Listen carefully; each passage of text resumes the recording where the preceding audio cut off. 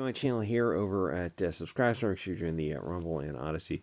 So Leishman and Andrew Anglin are my two favorite writers on the digital sphere for different reasons, obviously, but they're both really, really funny. I'm sure she would love to be in that such august company.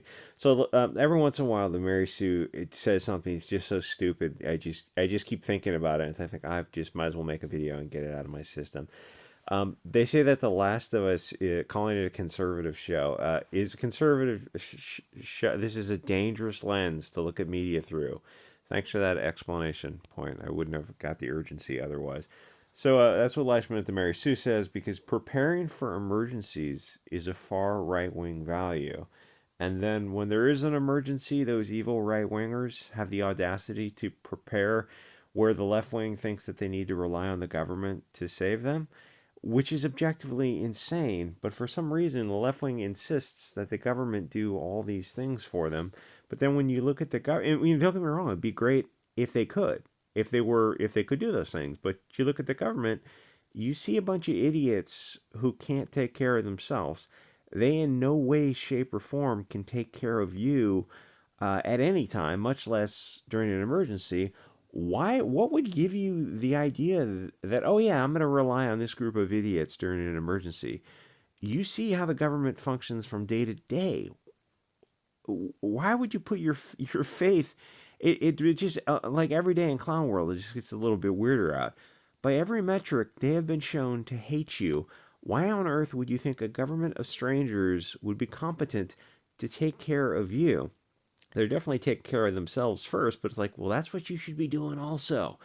That's the whole point of taking reasonable precautions and having a go bag in case you need to leave somewhere, and food and water in case you need to go through an emergency. The more people who are fine without assistance because they prepared, well, the better it is for everyone else.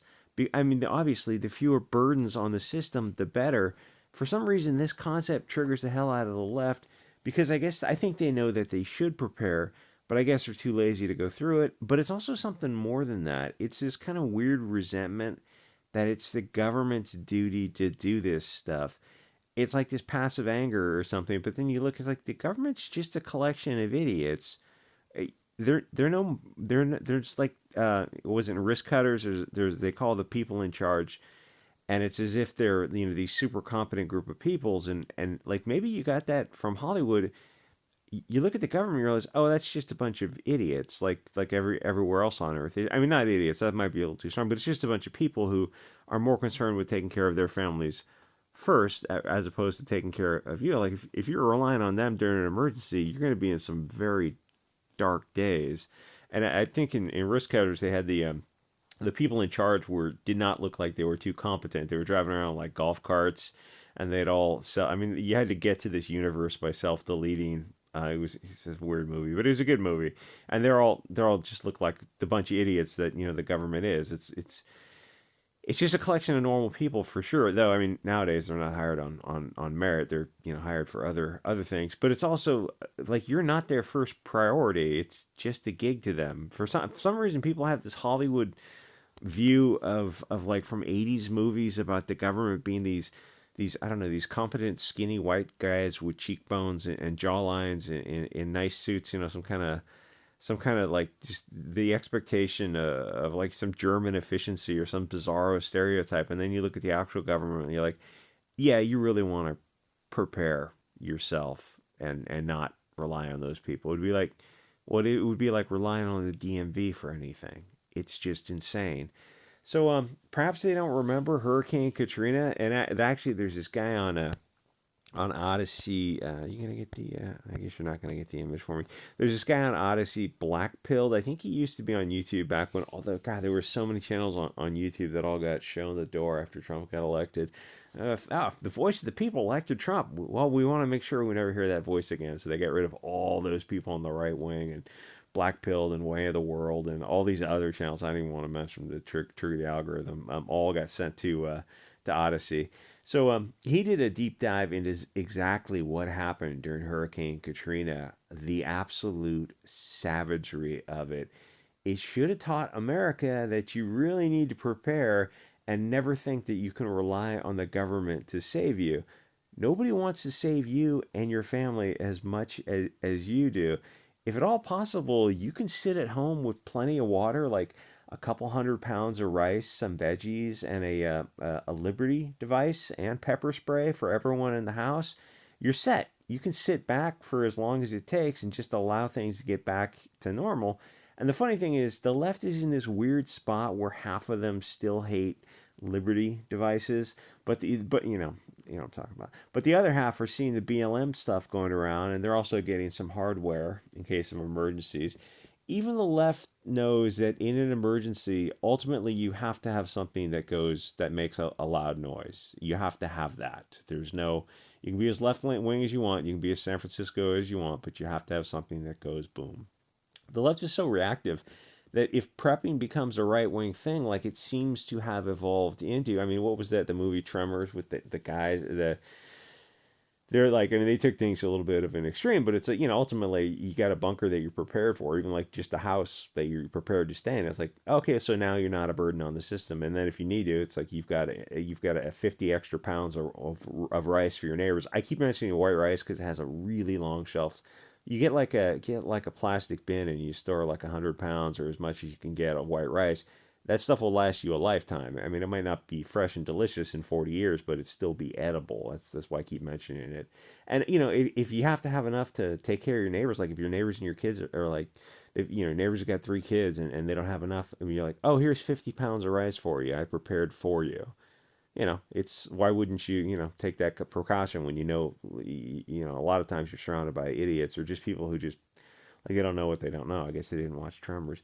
Anyway, it seems like if something becomes a right wing thing, then the left wing will reject it. Even after Hurricane Katrina should have taught everyone a very important lesson. Even after the Department of Homeland Security came out and said that people needed at least food and water for, I think they said like for 30 days. And before that recommendation, it was like, I don't know, for 7 days or something. And then after Katrina, they came out and they started to increase the thing more and more. And finally they said, yeah, you have to be prepared to sit without services for 30 days. And like people looked around like, oh, we have to actually take over. Yeah, obviously, Katrina should have taught you that. When the corrupt, incompetent government tells you that you're on your own, then you had better get a lot of rice, water, and a 12 bore that pumps, because it's a great way to say no thank you, or take a deer if you're not too far away. How is preparing for an earthquake or a zombie apocalypse? I mean, you can jokingly, humorously get stuff for a zombie apocalypse because it's the same type of preparation. How is that all a right wing thing? So basically, the left wing is saying that they'd rather make their way to a shelter for food and get struggle snuggled. That's what happened in Katrina, as well as deleting people.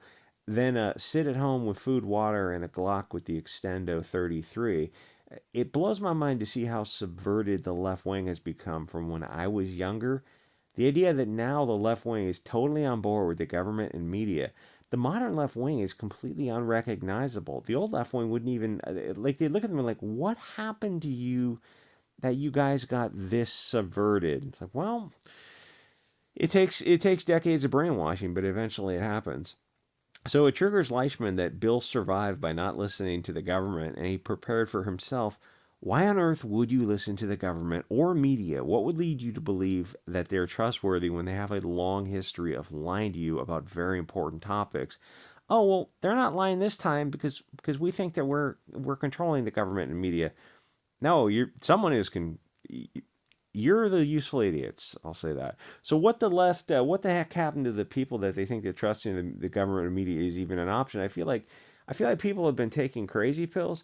Oh, so in episode 3, the guy is being called paranoid because he said that the government, both before and after the zombie apocalypse, was a bunch of the Hugo Boss types. He used that word as a pejorative twice, which is insane for the character or for in reality, because the government has never been far right. It's been controlled literally by globalists for a long time, and definitely in this time period when it was set, I think around 2007. Yes, even with Bush and Obama, it's like, yeah, those are just different shades of globalists.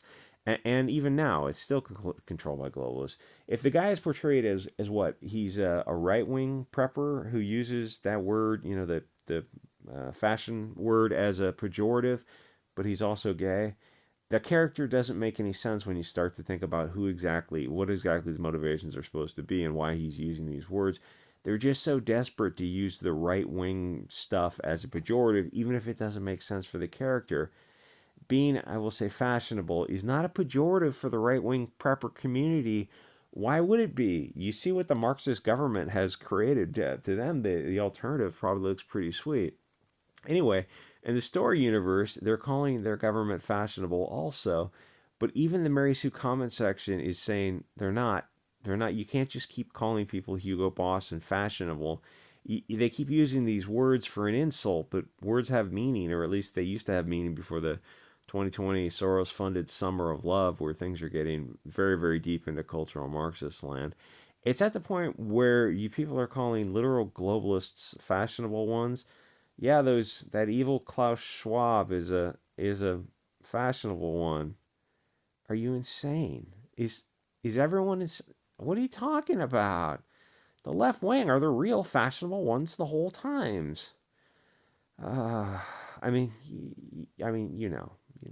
Anyway, they've been so brainwashed to only think about along those lines and not just admit that, like, oh, Bolshevism, communism, globalism are the real evils. They just can't wash off that brainwashing of fashionableness is bad and ignore that, oh, but that doesn't mean communism is good. In fact, communism is actually worse. But the media plays that down because the media are literally communists. They have been this whole time.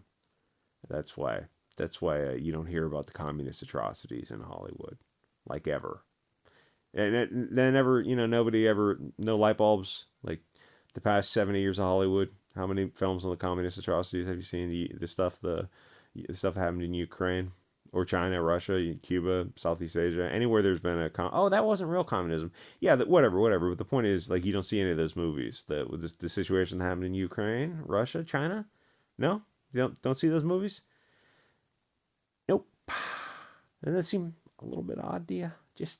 I mean, more than a little bit odd is what I'm trying to say. Anyway, like, comment, subscribe, check out become a member of this channel, kind of way you can, I think, or subscribe to our Rumble, Odyssey, and I will see you guys all next episode.